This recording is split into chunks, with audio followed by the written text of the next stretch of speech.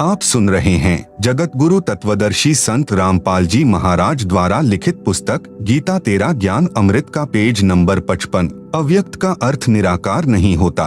क्षरपुरुष यानी ब्रह्म ने प्रतिज्ञा की है कि मैं कभी भी अपने वास्तविक रूप में किसी को भी दर्शन नहीं दूंगा। प्रमाण गीता अध्याय 11 श्लोक 47-48 में, जिसमें कहा है कि हे अर्जुन, यह मेरा विराट रूप आपने देखा, यह मेरा रूप आपके अतिरिक्त पहले किसी ने नहीं देखा, मैंने तुझ पर अनुग्रह करके दिखाया है।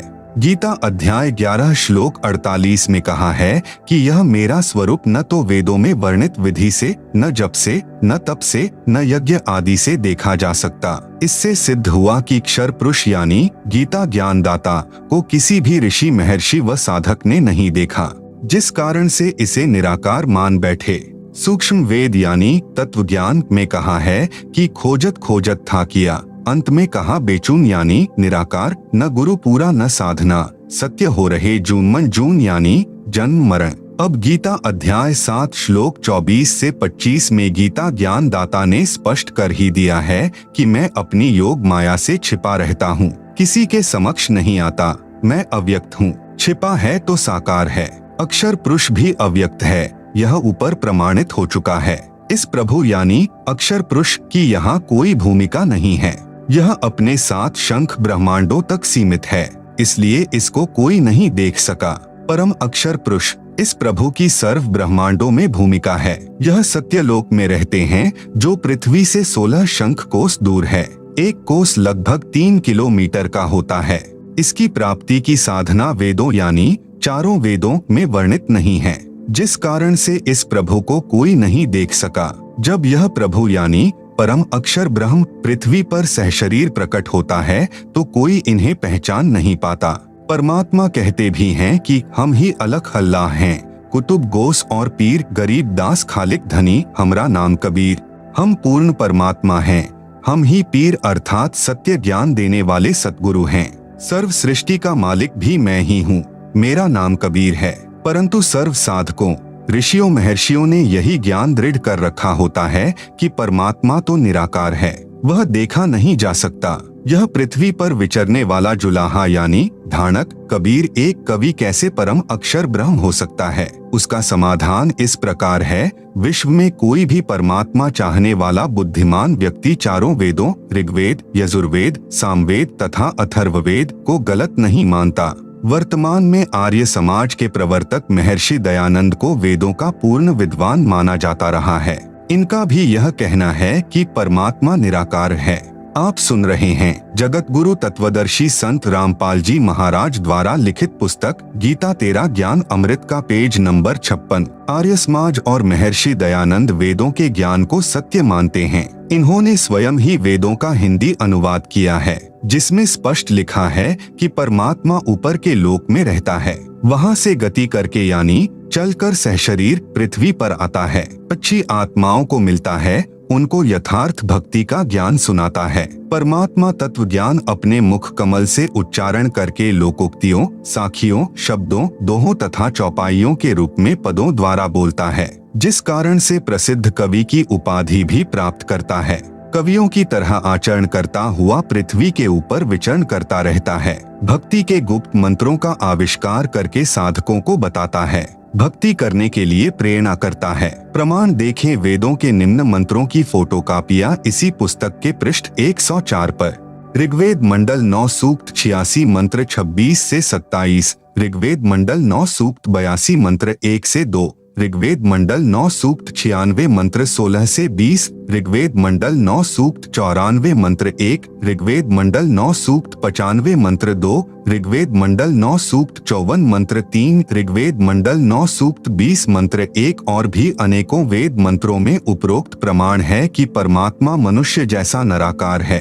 श्रीमद् भगवत गीता अध्याय 4 श्लोक 32 तथा 34 में भी प्रमाण है।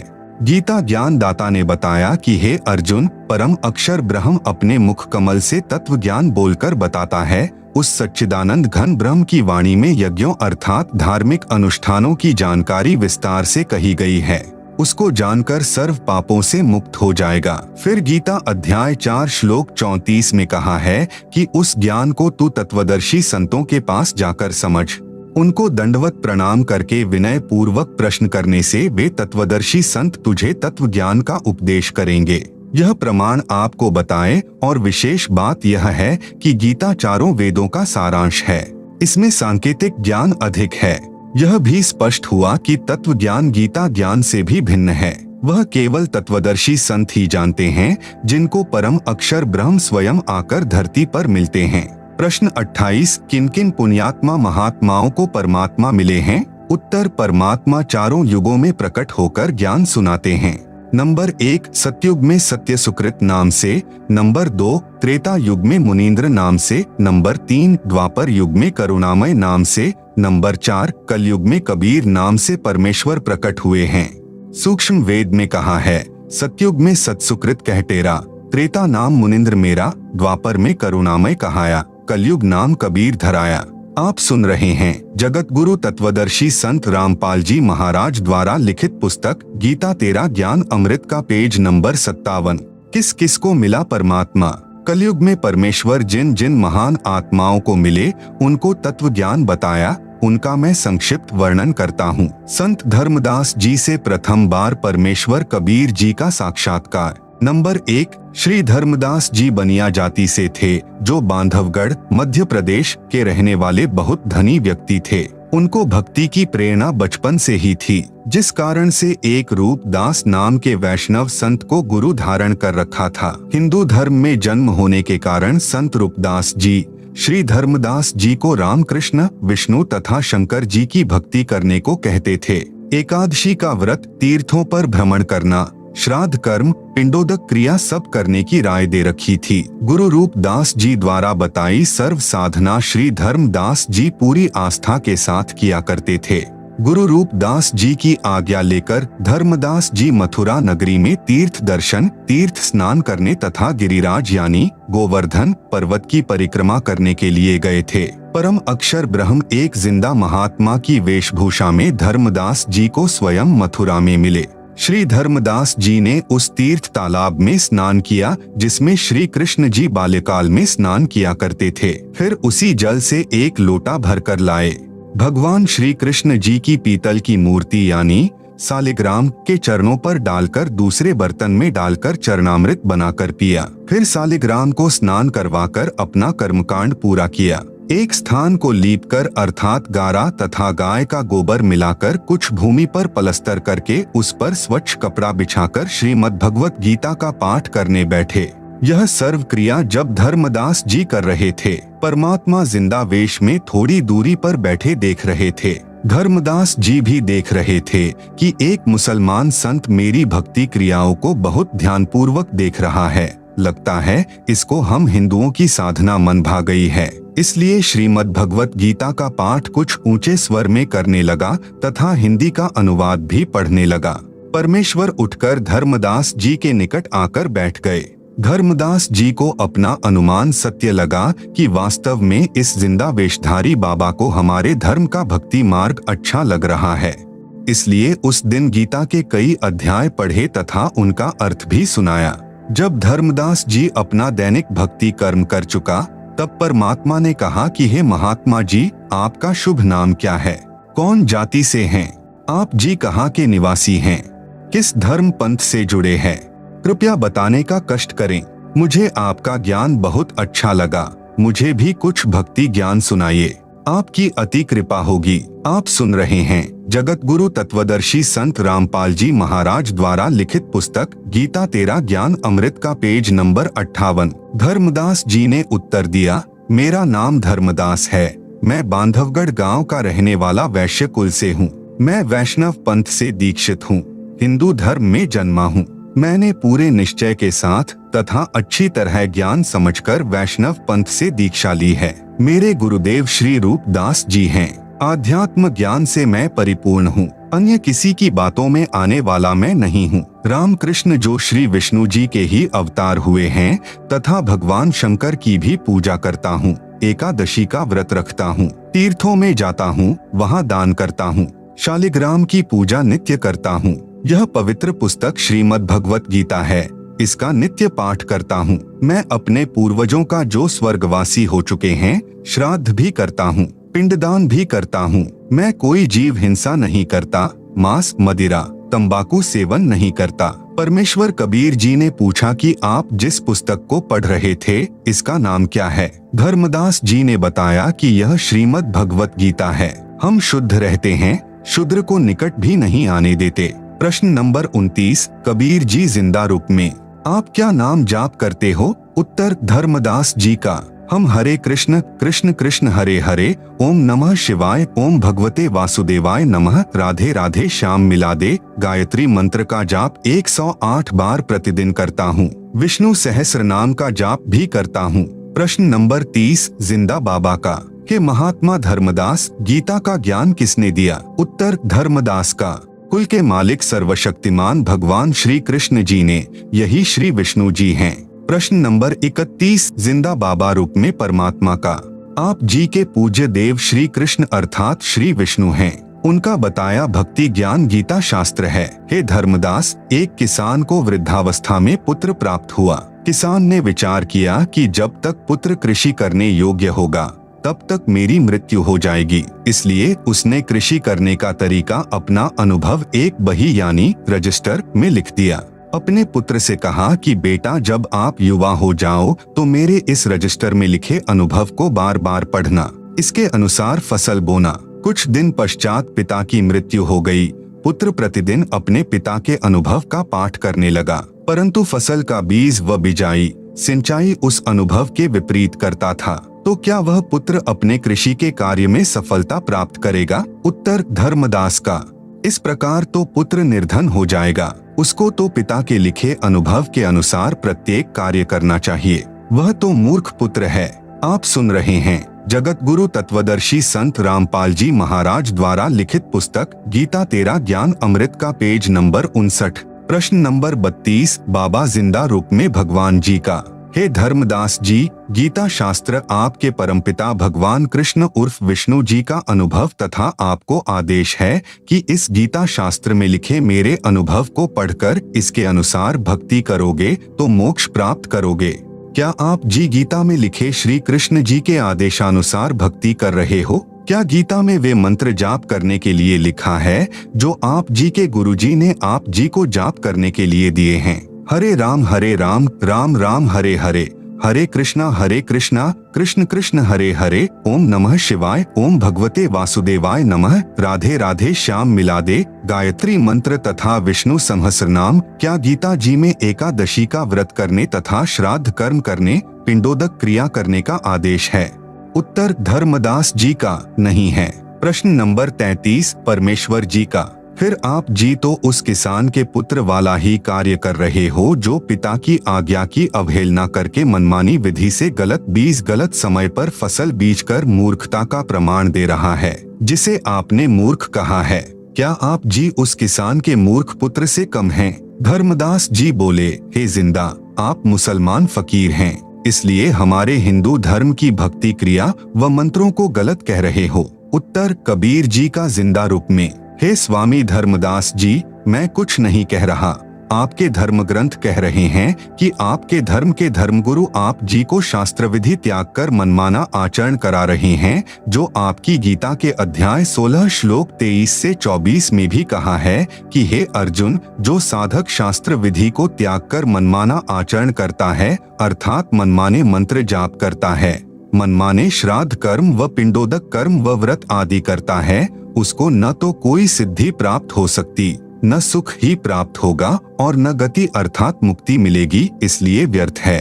गीता अध्याय 16 श्लोक 24 में कहा है कि इससे तेरे लिए कर्तव्य अर्थात जो भक्ति कर्म करने चाहिए तथा अकर्तव्य यानी जो भक्ति कर्म न करने चाहिए की व्यवस्था में शास्त्र ही प्रमाण हैं। उन शास्त्रों में बताए भक्ति कर्म को करने से ही लाभ होगा। धर्मदास जी, हे जिंदा, तू अपनी जुबान बंद कर ले, मुझसे और नहीं सुना जाता। जिंदा रूप में प्रकट परमेश्वर ने कहा, हे वैष्णव महात्मा धर्मदास जी, सत्य इतनी कड़वी होती है जितना नीम, परंतु रोगी को कड़वी औषधि न चाहते हुए भी सेवन करनी चाहिए।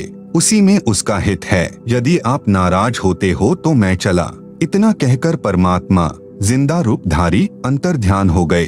धर्मदास को बहुत आश्चर्य हुआ तथा सोचने लगा कि यह कोई सामान्य संत नहीं था। आप सुन रहे हैं जगत गुरु तत्वदर्शी संत रामपाल जी महाराज द्वारा लिखित पुस्तक गीता तेरा ज्ञान अमृत का पेज नंबर 60। यह पूर्ण विद्वान सिद्ध पुरुष लगता है। मुसलमान होकर हिंदू शास्त्रों का पूर्ण ज्ञान है। यह कोई देव हो सकता है। धर्मदास जी अंदर से मान रहे थे कि मैं गीता शास्त्र के विरुद्ध साधना कर रहा हूँ, परंतु अभिमानवश स्वीकार नहीं कर रहे थे। जब परमात्मा अंतर्ध्यान हो गए तो पूर्ण रूप से टूट गए कि मेरी भक्ति गीता के विरुद्ध है। मैं भगवान की आज्ञा की अवहेलना कर रहा हूँ। मेरे गुरु श्री रूपदास जी को भी वास्तविक भक्ति विधि का ज्ञान नहीं है।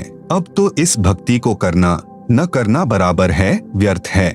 बहुत दुखी मन से इधर उधर देखने लगा तथा अंदर से हृदय से पुकार करने लगा कि मैं कैसा ना समझ हूँ।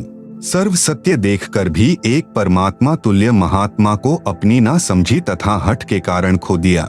हे परमात्मा, एक बार वही संत फिर से मिले तो मैं अपना हठ छोड़कर नम्र भाव से सर्व ज्ञान समझूंगा। दिन में कई बार हृदय से पुकार करके रात्रि में सो गया। सारी रात्रि करवट लेता रहा, सोचता रहा, हे परमात्मा यह क्या हुआ। सर्व साधना शास्त्र विरुद्ध कर रहा हूँ। उस फरिश्ते ने मेरी आंखें खोल दी। मेरी आयु 60 वर्ष हो चुकी है। अब पता नहीं वह देव यानी जिंदा रूपी पुनः मिलेगा कि नहीं। प्रातः काल वक्त से उठा, पहले खाना बनाने लगा। उस दिन भक्ति की कोई क्रिया नहीं की। पहले दिन जंगल से कुछ लकड़ियां तोड़कर रखी थी, उनको चूल्हे में जलाकर भोजन बनाने लगा। एक लकड़ी मोटी थी, वह बीचों बीच थोथी थी, उसमें अनेकों चींटियां थीं। जब वह लकड़ी जलते जलते छोटी रह गई तब उसका पिछला हिस्सा धर्मदास जी को दिखाई दिया तो देखा उस लकड़ी के अंतिम भाग में कुछ तरल पानी सा जल रहा है। चींटियां निकलने की कोशिश कर रही थी, वे उस तरल पदार्थ में गिरकर जलकर मर रही थी। कुछ अगले हिस्से में अग्नि से जलकर मर रही थी। धर्मदास जी ने विचार किया, यह लकड़ी बहुत जल चुकी है, इसमें अनेकों चींटियां जलकर भस्म हो गई है। उसी समय अग्नि बुझा दी। विचार करने लगा कि इस पापयुक्त भोजन को मैं नहीं खाऊंगा, किसी साधु संत को खिलाकर मैं उपवास रखूंगा, इससे मेरे पाप कम हो जाएंगे। यह विचार करके सर्व भोजन एक थाल में रखकर साधु की खोज में चल पड़ा। परमेश्वर कबीर जी ने अन्य वेशभूषा बनाई जो हिंदू संत की होती है।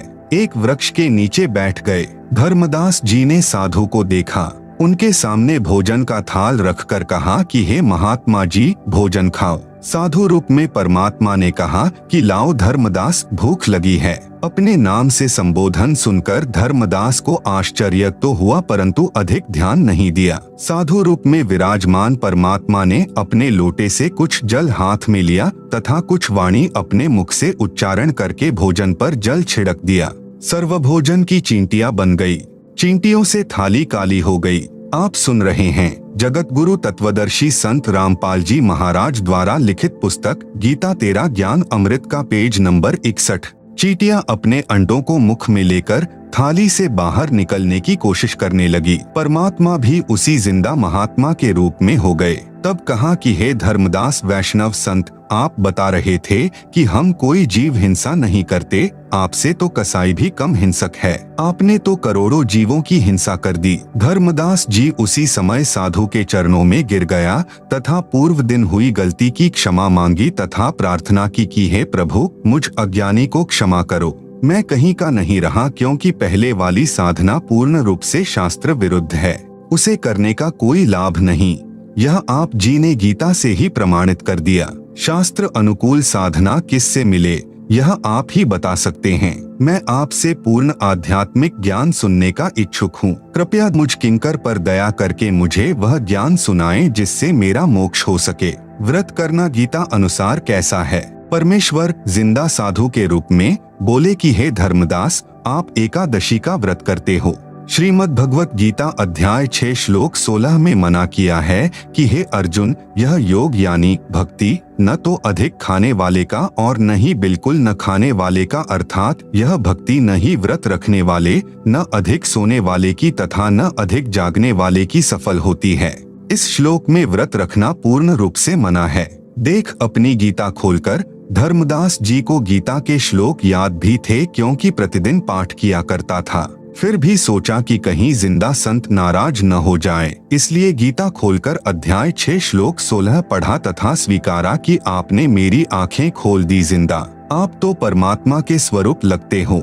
श्राद्ध पिंडदान गीता अनुसार कैसा है? आप श्राद्ध व पिंडदान करते हो। गीता अध्याय 9 श्लोक 25 में स्पष्ट किया है कि भूत पूजने वाले भूतों को प्राप्त होंगे। श्राद्ध करना, पिंडदान करना यह भूत पूजा है, यह व्यर्थ साधना है। श्राद्ध पिंडदान के प्रति रुचि ऋषि का वेदमत। मार्कंडेय पुराण में रौच्य ऋषि के जन्म की कथा आती है। एक रुचि ऋषि था। वह ब्रह्मचर्य का पालन करते हुए वेदों अनुसार साधना करता था। विवाह नहीं कराया था। रुचि ऋषि के पिता, दादा, परदादा तथा तीसरे दादा सब पितर यानी भूत योनि में भूखे प्यासे भटक रहे थे। एक दिन उन चारों ने रुचि ऋषि को दर्शन दिए तथा कहा कि बेटा, आपने विवाह क्यों नहीं किया? विवाह करके हमारे श्राद्ध करना। रुचि ऋषि ने कहा कि हे पितामहो, वेद में इस श्राद्ध आदि कर्म को अविधा कहा है, मूर्खों का कार्य कहा है। आप सुन रहे हैं जगत गुरु तत्वदर्शी संत रामपाल जी महाराज द्वारा लिखित पुस्तक गीता तेरा ज्ञान अमृत का पेज नंबर 62। फिर आप मुझे इस कर्म को करने को क्यों कह रहे हो? पितरों ने कहा कि यह बात सत्य है कि श्राद्ध आदि कर्म को वेदों में अविद्या अर्थात मूर्खों का कार्य ही कहा है। फिर उन पितरों ने वेद विरुद्ध ज्ञान बताकर रुचि ऋषि को भ्रमित कर दिया क्योंकि मोह भी अज्ञान की जड़ है। मार्कंडेय पुराण के प्रकरण से सिद्ध हुआ कि वेदों में तथा वेदों के ही संक्षिप्त रूप गीता में श्राद्ध पिंडोदक आदि भूत पूजा के कर्म को निषेध बताया है, नहीं करना चाहिए। उन मूर्ख ऋषियों ने अपने पुत्र को भी श्राद्ध करने के लिए विवश किया। उसने विवाह कराया, उससे रौच्य ऋषि का जन्म हुआ। बेटा भी पाप का भागी बना लिया। जिसे गायत्री मंत्र करते हो वह यजुर्वेद के अध्याय 36 का मंत्र 3 है, जिसके आगे ओम अक्षर नहीं है। यदि ओम अक्षर को इस वेद मंत्र के साथ जोड़ा जाता है तो परमात्मा का अपमान है, क्योंकि ओम अक्षर तो ब्रह्म का जाप है। यजुर्वेद अध्याय 36 मंत्र 3 में परम अक्षर ब्रह्म की महिमा है। यदि कोई अज्ञानी व्यक्ति पत्र तो लिख रहा है, प्रधानमंत्री को और लिख रहा है, सेवा में मुख्यमंत्री जी, तो वह प्रधानमंत्री का अपमान कर रहा है। फिर बात रही इस मंत्र यजुर्वेद के अध्याय 36 मंत्र 3 को बार बार जाप करने की, यह क्रिया मोक्षदायक नहीं है। मंत्र का मूल पाठ इस प्रकार है: भूर्भुवः स्वः तत्सवितुर्वरेण्यं भृगो देवस्य धीमहि धियो यो नः प्रचोदयात्। अनुवाद: भूरः यानी स्वयंभू परमात्मा पृथ्वी लोक को, भवः यानी गोलोक आदि भवनों को वचन से प्रकट करने वाला है, स्वः यानी स्वर्गलोक आदि सुख धाम है, तत् यानी वह सवितुः उन सर्व का जनक परमात्मा है, वरेण्यम यानी सर्व साधकों को वरण करने योग्य अर्थात अच्छी आत्माओं के भक्ति योग्य है, भृगो यानी तेजोमय अर्थात प्रकाशमान, देवस्य यानी परमात्मा का, धीमहि यानी उच्च विचार रखते हुए अर्थात बड़ी समझ से, धी यो नः प्रचोदयात्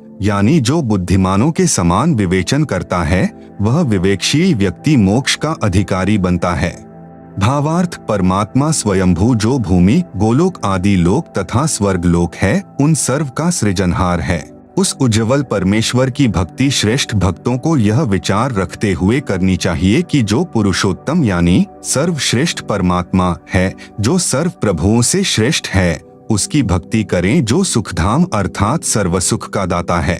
उपरोक्त मंत्र का यह हिंदी अनुवाद व भावार्थ है। इसकी संस्कृत या हिंदी अनुवाद को पढ़ते रहने से मोक्ष नहीं है, क्योंकि यह तो परमात्मा की महिमा का एक अंश है। अर्थात हजारों वेद मंत्रों में से यजुर्वेद अध्याय 36 का मंत्र संख्या 3 केवल एक मंत्र है। यदि कोई चारों वेदों को भी पढ़ता रहे तो भी मोक्ष नहीं। मोक्ष होगा वेदों में वर्णित ज्ञान के अनुसार भक्ति क्रिया करने से। आप सुन रहे हैं जगत गुरु तत्वदर्शी संत रामपाल जी महाराज द्वारा लिखित पुस्तक गीता तेरा ज्ञान अमृत का पेज नंबर 63। उदाहरण: विद्युत की महिमा है कि बिजली अंधेरे को उजाले में बदल देती है, बिजली ट्यूबवेल चलाती है जिससे फसल की सिंचाई होती है, बिजली आटा पीसती है, आदि आदि बहुत से गुण बिजली के लिखे हैं। यदि कोई व्यक्ति प्रतिदिन बिजली के गुणों का पाठ करता रहे तो उसे बिजली का लाभ प्राप्त नहीं होगा। लाभ प्राप्त होगा बिजली का कनेक्शन लेने से। कनेक्शन कैसे प्राप्त हो सकता है? उस विधि को प्राप्त करके फिर बिजली के गुणों का लाभ प्राप्त हो सकता है, केवल बिजली की महिमा को गाने मात्र से नहीं। इसी प्रकार वेद मंत्रों में अर्थात श्रीमद् भगवत गीता, जो चारों वेदों का सार है, में मोक्ष प्राप्ति के लिए जो ज्ञान कहा है, उसके अनुसार आचरण करने से मोक्ष लाभ अर्थात परमेश्वर प्राप्ति होती है। प्रश्न नंबर 34 धर्मदास जी का, हे जिंदा, मुझे तो यह भी ज्ञान नहीं है कि गीता में मोक्ष प्राप्ति का ज्ञान कौन सा है। मैंने गीता को पढ़ा है, समझा नहीं। हमारे धर्म गुरुओं ने जो भक्ति बताई उसे श्रद्धा से करते आ रहे हैं। वर्षों से चला आ रहा भक्ति का शास्त्र विरुद्ध प्रचलन सर्वभक्तों को सत्य लग रहा है। क्या गीता में लिखी भक्ति विधि पर्याप्त है? उत्तर जिंदा बाबा का, गीता में केवल ब्रह्म स्तर की भक्ति विधि लिखी है। पूर्ण मोक्ष के लिए परम अक्षर ब्रह्म की भक्ति करनी होगी। गीता में पूर्ण विधि नहीं है, केवल संकेत है। जैसे गीता अध्याय 17 श्लोक 23 में कहा है कि सच्चिदानंद घन ब्रह्म अर्थात परम अक्षर ब्रह्म की प्राप्ति के लिए ओम तत् सत इस मंत्र का निर्देश है। इसके स्मरण की विधि 3 प्रकार से है। इस मंत्र में ओम तो अक्षर पुरुष अर्थात ब्रह्म का मंत्र तो स्पष्ट है, परंतु पर ब्रह्म ज्ञानी अक्षर पुरुष का मंत्र तत् है जो सांकेतिक है, उपदेशी को तत्वदर्शी संत बताएगा। सत यह मंत्र पूर्ण ब्रह्म यानी परम अक्षर ब्रह्म का है जो सांकेतिक है, इसको भी तत्वदर्शी संत उपदेशी को बताता है। तत्वदर्शी संत के पास पूर्ण मोक्ष मार्ग होता है, जो न वेदों में है, न गीता में तथा न पुराणों या अन्य उपनिषदों में है। तत्व ज्ञान की सत्यता को प्रमाणित करने के लिए गीता तथा वेद सहयोगी हैं। जो भक्ति विधि वेद गीता में है, वही तत्व ज्ञान में भी है। सूक्ष्म वेद अर्थात तत्व ज्ञान में वेदों तथा गीता वाली भक्ति विधि तो है ही, इससे भिन्न पूर्ण मोक्ष वाली साधना भी है।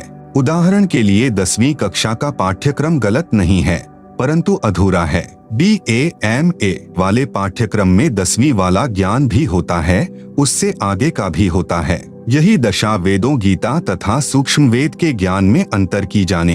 प्रश्न नंबर 35 धर्मदास जी का, गीता तथा वेदों में यह कहा प्रमाण है कि पूर्ण मोक्ष मार्ग तत्वदर्शी संत के पास ही होता है, वेदों व गीता में नहीं है।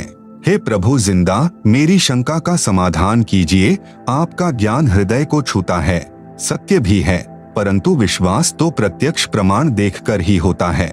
आप सुन रहे हैं जगत गुरु तत्वदर्शी संत रामपाल जी महाराज द्वारा लिखित पुस्तक गीता तेरा ज्ञान अमृत का पेज नंबर 64। उत्तर जिंदा परमेश्वर जी का, गीता अध्याय 4 श्लोक 25 से 30 में गीता ज्ञान दाता ने बताया है कि हे अर्जुन, सर्व साधक अपनी साधना व भक्ति को पापनाश करने वाली अर्थात मोक्षदायक जानकर ही करते हैं।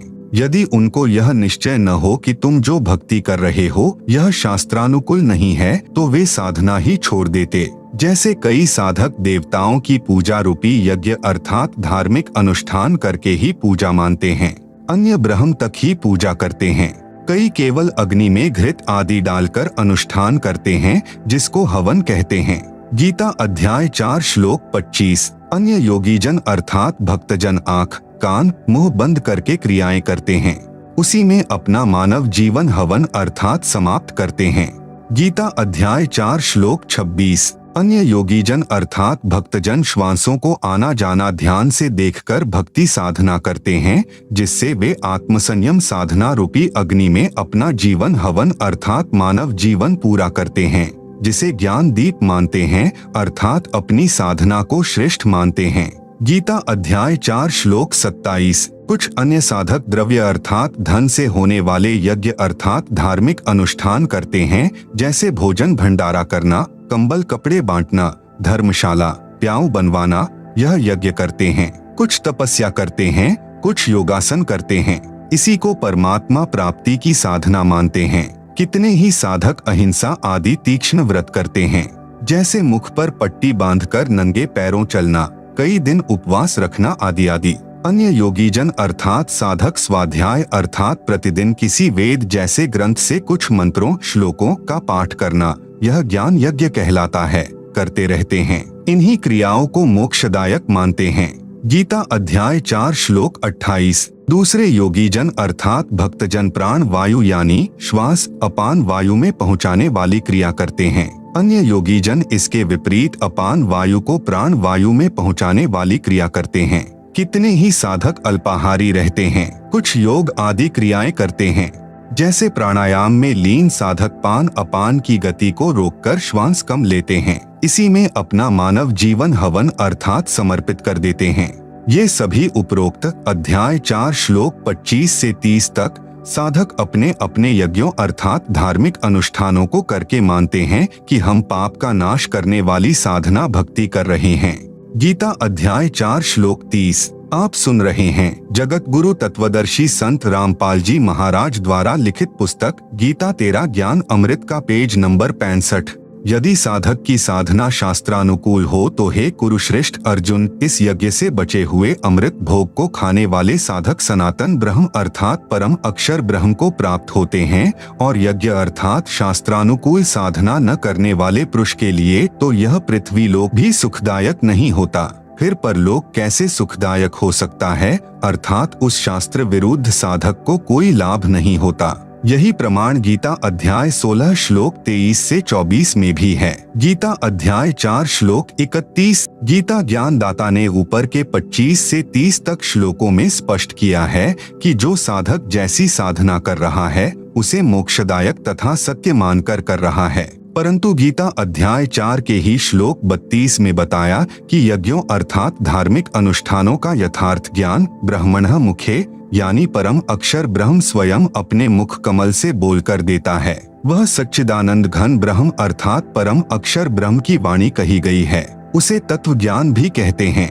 उसी को 5वां वेद यानी सूक्ष्म वेद भी कहते हैं। उस तत्व ज्ञान में भक्ति विधि विस्तार के साथ बताई गई है। उसको जानकर साधक सर्व पापों से मुक्त हो जाता है अर्थात पूर्ण मोक्ष को प्राप्त हो जाता है। नोट: गीता अध्याय 4 श्लोक 32 के अनुवाद में सर्व अनुवादकों ने एक जैसी ही गलती कर रखी है।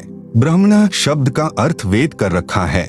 ब्रह्मणः मुखे का अर्थ वेद की वाणी में किया है, जो गलत है। उन्हीं अनुवादकों ने गीता अध्याय 17 श्लोक 23 में ब्रह्मणः का अर्थ सच्चिदानंद घन ब्रह्म किया है, जो उचित है। इसलिए गीता अध्याय 4 श्लोक 32 में भी ब्रह्मणः का अर्थ सच्चिदानंद घन ब्रह्म अर्थात परम अक्षर ब्रह्म करना उचित है। प्रमाण के लिए देखें उपरोक्त गीता के श्लोकों की फोटोकॉपी इसी पुस्तक के पृष्ठ 204 से 357 पर। गीता अध्याय 4 श्लोक 34 में गीता ज्ञान दाता ने कहा है कि उस ज्ञान को जो परमात्मा अपने मुख कमल से बोलकर सुनाता है, जो तत्व ज्ञान है, उसको तू तत्वदर्शी संतों के पास जाकर समझ। उनको दंडवत प्रणाम करने से, कपट छोड़कर नम्रता पूर्वक प्रश्न करने से तत्वदर्शी संत तुझे तत्व ज्ञान का उपदेश करेंगे। इससे यह भी सिद्ध हुआ कि गीता वाला ज्ञान पूर्ण नहीं है, परंतु गलत भी नहीं है। गीता ज्ञानदाता को भी पूर्ण मोक्ष मार्ग का ज्ञान नहीं है, क्योंकि तत्व ज्ञान की जानकारी गीता ज्ञानदाता को नहीं है, जो परमात्मा यानी परम अक्षर ब्रह्म ने अपने मुख से बोला होता है। उसको तत्वदर्शी संतों से जानने के लिए कहा है। यही प्रमाण यजुर्वेद अध्याय 4 मंत्र 10 में भी है।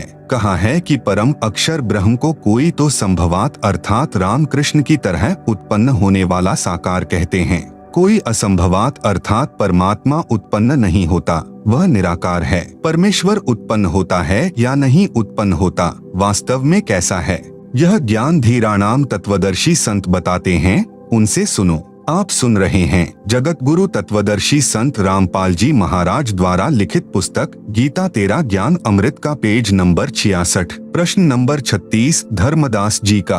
हे प्रभु, हे जिंदा तत्वदर्शी संत की क्या पहचान है तथा प्रमाणित सदग्रंथों में कहाँ प्रमाण है? आपका ज्ञान आत्मा के आर पार हो रहा है।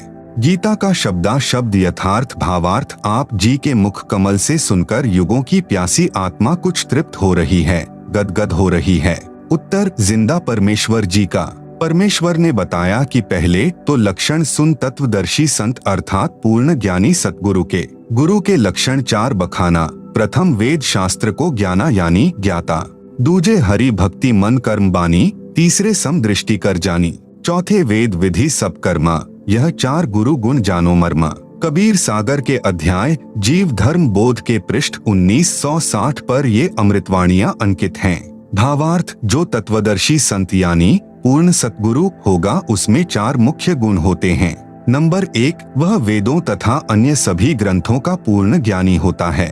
नंबर 2, दूसरे वह परमात्मा की भक्ति मन, कर्म, वचन से स्वयं करता है, केवल वक्ता नहीं होता, उसकी करनी और कथनी में अंतर नहीं होता। नंबर 3, वह सर्व अनुयायियों को समान दृष्टि से देखता है, ऊंच नीच का भेद नहीं करता। नंबर 4, चौथे वह सर्व भक्ति कर्म वेदों के अनुसार करता तथा कराता है, अर्थात शास्त्रानुकूल भक्ति साधना करता तथा कराता है।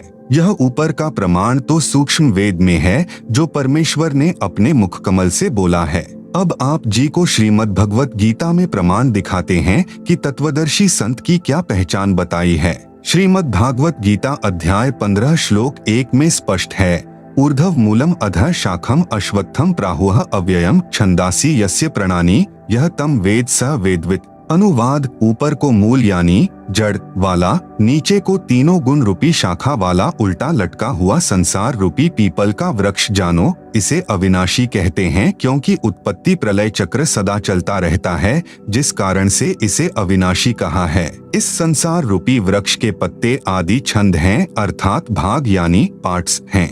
यह तम वेद यानी जो इस संसार रूपी वृक्ष के सर्वभागों को तत्व से जानता है। सह यानी वह, वेदवित यानी वेद के तात्पर्य को जानने वाला है, अर्थात वह तत्वदर्शी संत है। जैसा कि गीता अध्याय 4 श्लोक 32 में कहा है कि परम अक्षर ब्रह्म स्वयं पृथ्वी पर प्रकट होकर अपने मुख कमल से तत्व ज्ञान विस्तार से बोलते हैं। परमेश्वर ने अपनी वाणी में अर्थात तत्व ज्ञान में बताया है। कबीर, अक्षर पुरुष एक पेड़ है, शर पुरुष वाकी डार, तीनों देवा शाखा हैं, पात रूप संसार। आप सुन रहे हैं जगत गुरु तत्वदर्शी संत रामपाल जी महाराज द्वारा लिखित पुस्तक गीता तेरा ज्ञान अमृत का पेज नंबर 67। भावार्थ, जमीन से बाहर जो वृक्ष का हिस्सा है उसे तना कहते हैं। तना तो जानो अक्षर पुरुष, तने से कई मोटी डार निकलती हैं। उनमें से एक मोटी डार जानो अक्षर पुरुष, उस डार से 3 शाखा निकलती हैं, उनको जानो तीनों देवता, रजगुण ब्रह्मा जी, सतगुण विष्णु जी तथा तमगुण शिव शंकर जी, और इन शाखाओं को पत्ते लगते हैं, उन पत्तों को संसार जानो। गीता अध्याय 15 श्लोक 1 से 4 में सांकेतिक विवरण है। तत्व ज्ञान में विस्तार से कहा गया है। पहले गीता ज्ञान के आधार से ही जानते हैं।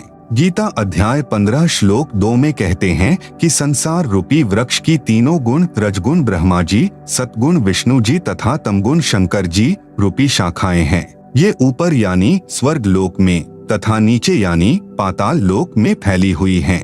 नोट, रजगुण ब्रह्मा, सतगुण विष्णु तथा तमगुण शंकर हैं। देखें प्रमाण प्रश्न नंबर 7 में।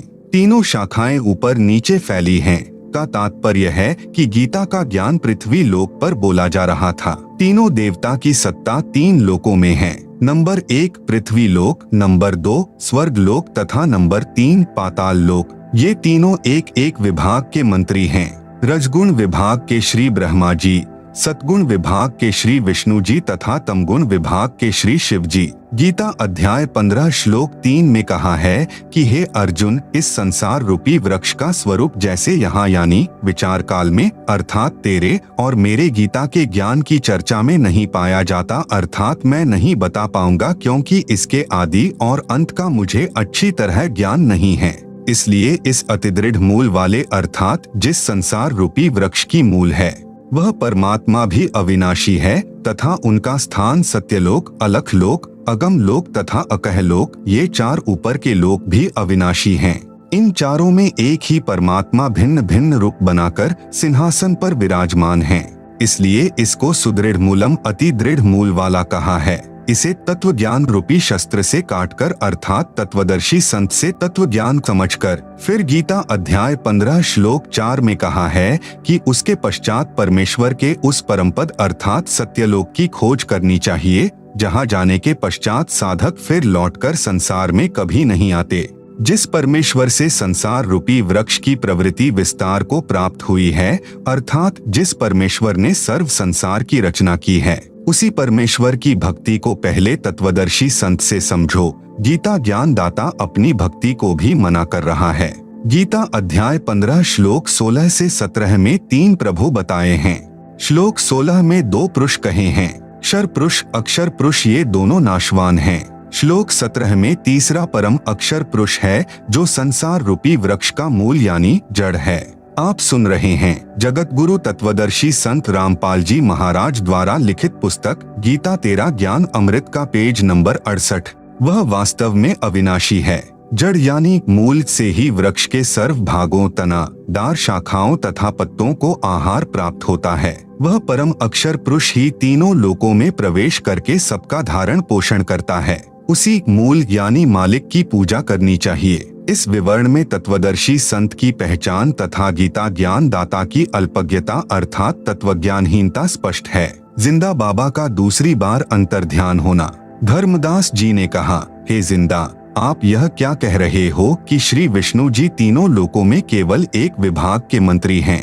आप गलत कह रहे हो। श्री विष्णु जी तो अखिल ब्रह्मांड के स्वामी हैं। ये ही श्री ब्रह्मा रूप में उत्पत्ति करते हैं, विष्णु रूप होकर संसार का पालन करते हैं तथा शिव रूप होकर संहार करते हैं। ये तो कुल के मालिक हैं। यदि फिर से आपने श्री विष्णु जी को अपमानित किया तो ठीक बात नहीं रहेगी। परमेश्वर कबीर जी ने कहा, मूर्ख के समझावते ज्ञान गाठी का जाए, कोयला होत न उजला, भावे 100 मन साबुन लाए। इतना कहकर परमेश्वर जिंदा रूपधारी अंतर्ध्यान हो गए। दूसरी बार परमेश्वर को खोने के पश्चात धर्मदास बहुत उदास हो गए। भगवान विष्णु में इतनी अटूट आस्था थी कि आंखों प्रमाण देखकर भी झूठ को त्यागने को तैयार नहीं थे। कबीर जानबूझ साची तजय, करे झूठ से नेह, ताकि संगति है प्रभु स्वपन में भी ना दे। कुछ देर के पश्चात धर्मदास की बुद्धि से काल का साया हटा और अपनी गलती पर विचार किया कि सब प्रमाण गीता से ही प्रत्यक्ष किए गए थे। जिंदा बाबा ने अपनी ओर से तो कुछ नहीं कहा। मैं कितना अभागा हूँ कि मैंने अपने हठी व्यवहार से देव स्वरूप तत्वदर्शी संत को खो दिया। अब तो वे देव नहीं मिलेंगे, मेरा जीवन व्यर्थ जाएगा। यह विचार करके धर्मदास सिहर उठा अर्थात भय से कांपने लगा। खाना भी कम खाने लगा, उदास रहने लगा तथा मन मन में अर्जी लगाने लगा, हे देव, हे जिंदा बाबा, एक बार दर्शन दे दो। भविष्य में ऐसी गलती कभी नहीं करूँगा। मैं आपसे करबद्ध प्रार्थना करता हूँ। मुझ मूर्ख की औछी मंदी बातों पर ध्यान न दो। मुझे फिर मिलो गुसाई। आपका ज्ञान सत्य, आप सत्य, आप जी का एक एक वचन अमृत है। कृपया दर्शन दो, नहीं तो अधिक दिन मेरा जीवन नहीं रहेगा। तीसरे दिन परमेश्वर कबीर जी एक दरिया के किनारे वृक्ष के नीचे बैठे थे। आप सुन रहे हैं जगत गुरु तत्वदर्शी संत रामपाल जी महाराज द्वारा लिखित पुस्तक गीता तेरा ज्ञान अमृत का पेज नंबर 69। आसपास कुछ आवारा गायें भी उसी वृक्ष के नीचे बैठी जुगाली कर रही थीं। कुछ दरिया के किनारे घास चर रही थी। धर्मदास की दृष्टि दरिया के किनारे पीताम्बर पहने बैठे संत पर पड़ी। देखा आसपास गायें चर रही है। ऐसा लगा जैसे साक्षात भगवान कृष्ण अपने लोक से आकर बैठे हों। धर्मदास उत्सुकता से संत के पास गया तथा देखा यह तो कोई सामान्य संत है। फिर भी सोचा चरण स्पर्श करके फिर आगे बढ़ूंगा। धर्मदास जी ने जब चरणों का स्पर्श किया, मस्तक चरणों पर रखा तो ऐसा लगा कि जैसे रुई को छुआ हो। फिर चरणों को हाथों से दबा दबा कर देखा तो उनमें कहीं भी हड्डी नहीं थी। ऊपर चेहरे की ओर देखा तो वही बाबा जिंदा उसी पहले वाली वेशभूषा में बैठा था। धर्मदास जी ने चरणों को दृढ़ करके पकड़ लिया कि कहीं फिर से न चले जाएं और अपनी गलती की क्षमा याचना की। कहा कि हे जिंदा, आप तो तत्वदर्शी संत हो। मैं एक भ्रमित जिज्ञासु हूँ। जब तक मेरी शंकाओं का समाधान नहीं होगा तब तक मेरा अज्ञान नाश कैसे होगा? आप तो महाकृपालु हैं। मुझ किंकर पर दया करो, मेरा अज्ञान हटाओ प्रभु। प्रश्न नंबर 37 धर्मदास जी का, हे जिंदा, यदि श्री विष्णु जी पूर्ण परमात्मा नहीं है तो कौन है पूर्ण परमात्मा? कृपया गीता से प्रमाण देना। उत्तर कृपया पढ़ें। प्रश्न नंबर 15 का उत्तर जो जिंदा रूप धारी परमेश्वर ने धर्मदास को सुनाया। प्रश्न नंबर 38 धर्मदास जी ने पूछा कि क्या श्री विष्णु जी और शंकर जी की पूजा करनी चाहिए? उत्तर जिंदा बाबा का, नहीं करनी चाहिए। प्रश्न नंबर 39 धर्मदास जी का, कृपया गीता से प्रमाणित कीजिए। उत्तर कृपया पढ़े प्रश्न नंबर 17 का उत्तर। धर्मदास को प्रभु ने सुनाया। गीता शास्त्र से प्रत्यक्ष प्रमाण देखकर धर्मदास की आंखें खुली की खुली रह गई, जैसे किसी को सदमा लग गया हो। झूठ कह नहीं सकता, स्वीकार करने के लिए अभी वक्त लगेगा। जिंदा रूपधारी परमेश्वर ने धर्मदास को संबोधित करते हुए कहा कि हे वैष्णव महात्मा, कौन सी दुनिया में चले गए, लौट आओ। मानो धर्मदास नींद से जागा हो। सावधान होकर कहा, कुछ नहीं, कृपया और ज्ञान सुनाओ ताकि मेरा भ्रम दूर हो सके। परमेश्वर कबीर जी ने सृष्टि की रचना धर्मदास जी को सुनाई। कृपया पढ़े इसी पुस्तक के पृष्ठ 120 पर। सृष्टि रचना सुनकर धर्मदास जी को ऐसा लगा मानो पागल हो जाऊंगा, क्योंकि जो ज्ञान आज तक हिंदू धर्मगुरुओं, ऋषियों, महर्षियों, संतों से सुना था वह निराधार तथा अप्रमाणित लग रहा था। जिंदा बाबा हिंदू सदग्रंथों से ही प्रमाणित कर रहे थे। आप सुन रहे हैं जगत गुरु तत्वदर्शी संत रामपाल जी महाराज द्वारा लिखित पुस्तक गीता तेरा ज्ञान अमृत का पेज नंबर 70। शंका का कोई स्थान नहीं था। मन में सोच रहा था कि कहीं मैं पागल तो नहीं हो जाऊंगा। प्रश्न नंबर 40 धर्मदास जी का। हे जिंदा, क्या हिंदू धर्म के गुरुओं तथा ऋषियों को शास्त्रों का ज्ञान नहीं है? उत्तर जिंदा महात्मा का। क्या यह बताने की भी आवश्यकता शेष है? धर्मदास जी की अन्य संतों से ज्ञान चर्चा। प्रश्न नंबर 41 धर्मदास जी का। धर्मदास जी ने मन में विचार किया कि यह कैसे हो सकता है कि हिंदू धर्म के किसी संत, गुरु, महर्षि को सत्य अध्यात्म ज्ञान नहीं। यह कहकर धर्मदास जी के मन में आया कि किसी महामंडलेश्वर से ज्ञान सुनना चाहिए। एक रमते फकीर के पास क्या मिलेगा? यह बात मन में सोच ही रहा था कि परमेश्वर जिंदा जी ने धर्मदास जी के मन का दोष जानकर कहा कि आप अपने महामंडलेश्वरों से ज्ञान प्राप्त कर लो। यह कहकर परमेश्वर तीसरी बार अंतर्ध्यान हो गए। धर्मदास जी ठगे से रह गए और अपने मन के दोष को जिंदा महात्मा के मुखकमल से सुनकर बहुत शर्मसार हुए। जब प्रभु अंतर्ध्यान हो गए तो बहुत व्याकुल हो गया, परंतु धर्मदास जी को आशा थी कि हमारे महामंडलेश्वरों के पास तत्व ज्ञान अवश्य मिलेगा। यदि जिंदा बाबा यानी मुसलमान के ज्ञान को तत्व ज्ञान मानकर साधना स्वीकार करना तो ऐसा लग रहा है जैसे धर्म परिवर्तन करना हो। यह समाज में निंदा का कारण बनेगा। इसलिए अपने हिंदू महात्माओं से तत्व ज्ञान जानकर श्रेष्ठ शास्त्रानुकूल भक्ति करनी ही उचित रहेगी। इस बार धर्मदास जी को जिंदा बाबा का अचानक चला जाना खटका नहीं, क्योंकि उसकी गलत फहमी थी कि हिंदू इतना बड़ा तथा पुरातन धर्म है, क्या कोई भी तत्वदर्शी संत नहीं मिलेगा। धर्मदास जी एक वैष्णव महामंडलेश्वर श्री ज्ञानानंद जी वैष्णव के आश्रम में गया। उस समय श्री ज्ञानानंद जी का बहुत बोलबाला था। वह स्वामी रामानंद जी काशी वाले का शिष्य था, परंतु उस समय स्वामी रामानंद जी तो परमेश्वर कबीर जी का शिष्य गुरु बन चुका था। वह अपने ज्ञान को अज्ञान मान चुका था। स्वामी रामानंद जी ने अपने सर्वऋषि शिष्यों से बोल दिया था कि मेरे द्वारा बताया ज्ञान व्यर्थ है और यह साधना शास्त्र विरुद्ध है। आप सब परमेश्वर कबीर जी से दीक्षा ले लें। परंतु जाति का अभिमान, शिष्यों में प्रतिष्ठा, ज्ञान के स्थान पर अज्ञान का भंडार जीव को सत्य स्वीकार करने नहीं देता। कबीर राज तजना सहज है, सहज स्त्रिया का नेह, मान बढ़ाई ईर्ष्या, दुर्लभ तजनाये। धर्मदास जी ने श्री ज्ञानानंद जी से प्रश्न किया कि हे स्वामी जी, क्या भगवान विष्णु से भी ऊपर कोई प्रभु है?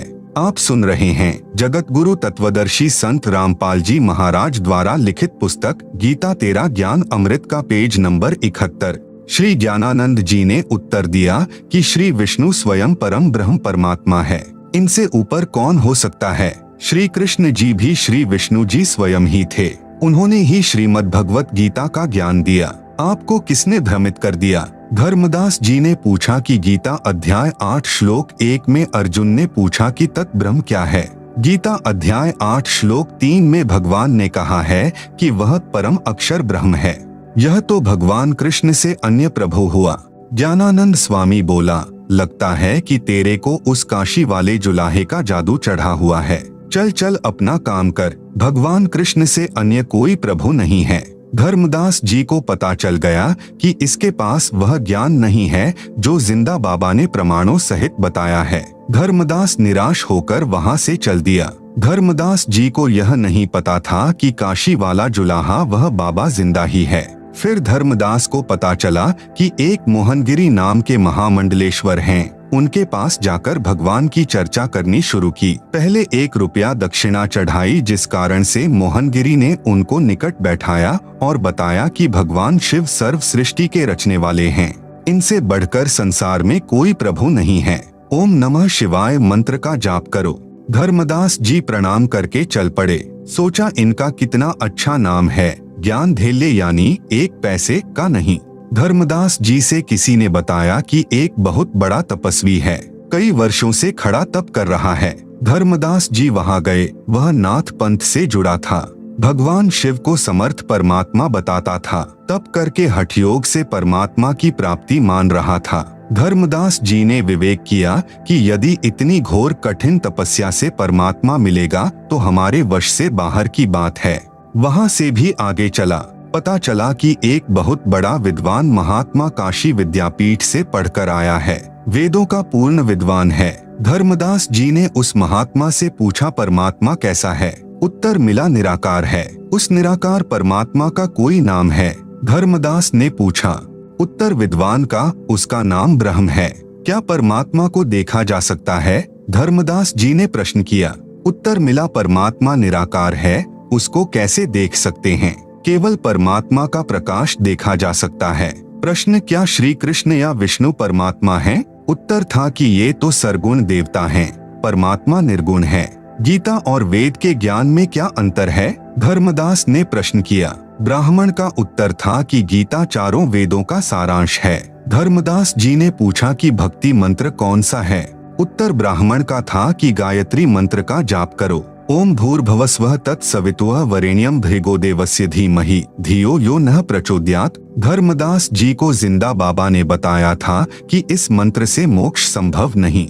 धर्मदास जी फिर आगे चला तो पता चला कि संत गुफा में रहता है।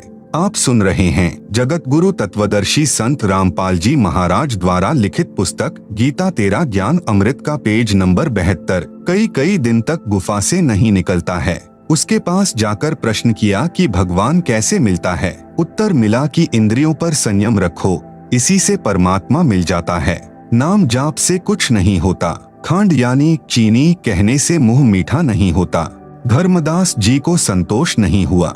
सब संतों से ज्ञान चर्चा करके धर्मदास जी को बहुत पश्चाताप हुआ कि मेरे को उस जिंदा बाबा पर विश्वास नहीं हुआ कि उसने कहा था किसी भी संत महामंडलेश्वर के पास यथार्थ अध्यात्म ज्ञान नहीं है, किसी भी संत महात्मा का ज्ञान प्रमाणित नहीं है, कोई शास्त्र का आधार नहीं है। तब धर्मदास रोने लगा, अपनी अज्ञानता पर पश्चाताप करने लगा कि मैं कैसा कलमुहा हूँ, अर्थात बुरी किस्मत वाला हूँ। मुझे उस परमात्मा स्वरूप जिंदा महात्मा पर विश्वास नहीं आया। अब वह अंतर्यामी मुझे नहीं मिलेगा क्योंकि मैंने कई बार उनका अपमान कर दिया। अब क्या करूं? न जीने को मन करता है, आत्महत्या पाप है। बुरी तरह रोने लगा, पछाड़ खाकर अचेत हो गया। उत्तर, परमात्मा जिंदा महात्मा के रूप में एक वृक्ष के नीचे बैठ गए। धर्मदास जी सचेत हुआ और हृदय से पुकार की कि हे जिंदा, एक बार दर्शन दे दो, मैं टूट चुका हूँ, किसी के पास ज्ञान नहीं है, आपकी सर्व बातें सत्य हैं। परमात्मा एक बार मुझ अज्ञानी महामूर्ख को क्षमा करो परमेश्वर। आप जिंदा नहीं परमात्मा हो, आप महाविद्वान हो, आपके ज्ञान का कोई सामना करने वाला नहीं है। मैं जिंदगी में कभी आप पर अविश्वास नहीं करूंगा। ऐसे विचार कर आगे चला तो देखा एक वृक्ष के नीचे एक साधु बैठा है, कुछ व्यक्ति उसके पास बैठे हैं। धर्मदास जी ने सोचा कि मैं तो उन महामंडलेश्वरों से मिलकर आया हूँ जिनके पास कई सैकड़ों भक्त दर्शनार्थ बैठे रहते हैं, इस छोटे साधु से क्या मिलना। परंतु अपने आप मन में आया कि कुछ देर विश्राम करना है, यहीं कर लेता हूँ। फिर सोचा कि प्रश्न करता हूँ। पूछा, है महात्मा जी, परमात्मा कैसा है? साधु ने उत्तर दिया कि मैं ही परमात्मा हूँ। धर्मदास जी चुप हो गए। सोचा यह तो मजाक कर रहा है, यह तो संत भी नहीं है। धीरे धीरे सर्व व्यक्ति चले गए। जब धर्मदास जी चलने लगे, परमात्मा बोले कि हे महात्मा, क्या आपके मंडलेश्वरों ने नहीं बताया कि परमात्मा कैसा है? धर्मदास जी ने आश्चर्य से देखा कि इस साधु को कैसे पता कि मैं कहाँ कहाँ भटका हूँ। उसी समय परमात्मा ने वही जिंदा बाबा वाला रूप बना लिया। धर्मदास जी चरणों में गिरकर बिलख बिलख कर रोने लगा तथा कहा कि हे भगवान, किसी के पास ज्ञान नहीं है, मुझ पापी अवगुण हारे को क्षमा करो महाराज, मैंने बड़ी भारी भूल की है। आपने सृष्टि रचना का ज्ञान जो बताया है उसके सामने सर्व संत का ज्ञान ऐसा है जैसे सूरज के सामने दीपक, सब उवाबाई बकते हैं।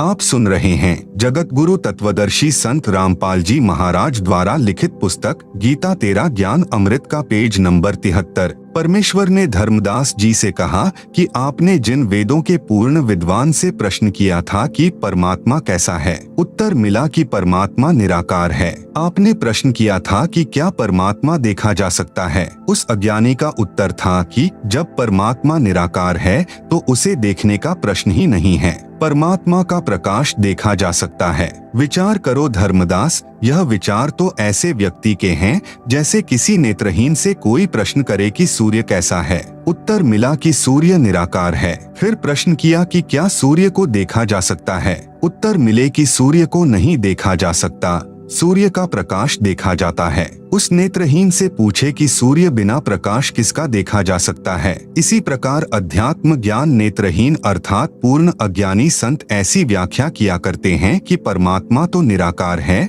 उसका प्रकाश कैसे देखा जा सकता है, परमात्मा का ही तो प्रकाश होगा। धर्मदास जी ने कहा कि हे महात्मा जी, यह विचार तो मेरे दिमाग में भी नहीं आया। आप जी के दिव्य तर्क से मेरी आंखें खुल गई। जितने भी महामंडलेश्वर मिले हैं वे सर्व महाज्ञानी मिले हैं। हे जिंदा महात्मा जी, यदि मैं आपके ज्ञान को सुनने के पश्चात यदि इन मूर्खों से नहीं मिलता तो मेरा भ्रम निवारण कभी नहीं होता, चाहे आप जी कितने ही प्रमाण दिखाते और बताते। प्रश्न नंबर 42 धर्मदास, हे जिंदा, आप नाराज न होना, मेरे मन में एक शंका है कि क्या भगवान विष्णु जी की भक्ति अच्छी नहीं। उत्तर जिंदा महात्मा जी का, हे धर्मदास, श्रीमद् भगवत गीता अध्याय 2 श्लोक 46 में प्रमाण है कि गीता ज्ञान दाता ने कहा, हे अर्जुन, बहुत बड़े जलाशय यानी झील की प्राप्ति के पश्चात छोटे जलाशय में व्यक्ति का कितना प्रयोजन रह जाता है, इसी प्रकार पूर्ण ज्ञान और पूर्ण परमात्मा की भक्ति विधि व होने वाले लाभ का ज्ञान होने के पश्चात अन्य ज्ञानों तथा छोटे भगवानों में उतनी ही आस्था रह जाती है जितनी बड़े जलाशय की प्राप्ति के पश्चात छोटे जलाशय में रह जाती है। छोटे जलाशय का जल अच्छा है परंतु पर्याप्त नहीं है। यदि एक वर्ष वर्षा न हो तो छोटे जलाशय का जल सूख जाता है तथा उस पर आश्रित व्यक्ति भी जल के अभाव से कष्ट उठाते हैं, त्राही त्राही मच जाती है। परंतु बड़े जलाशय यानी झील का जल यदि 10 वर्ष भी वर्षा न हो तो भी समाप्त नहीं होता। जिस व्यक्ति को वह बड़ा जलाशय मिल जाएगा तो वह तुरंत छोटे जलाशय यानी जोहड़ यानी तालाब को छोड़कर बड़े जलाशय के किनारे जा बसेगा। जिस समय गीता ज्ञान सुनाया गया उस समय सर्व व्यक्ति तालाबों के जल पर ही आश्रित थे, इसलिए यह उदाहरण दिया था। इसी प्रकार श्री विष्णु सद्गुण की भक्ति भले ही आप अच्छी मानते हैं परंतु पूर्ण मोक्षदायक नहीं है। श्री विष्णु जी भी नाशवान हैं, इनका भी जन्म मृत्यु होता है, फिर साधक अमर कैसे हो सकता है। इसलिए पूर्ण मोक्ष अर्थात अमर होने के लिए अमर परमात्मा की ही भक्ति करनी पड़ेगी।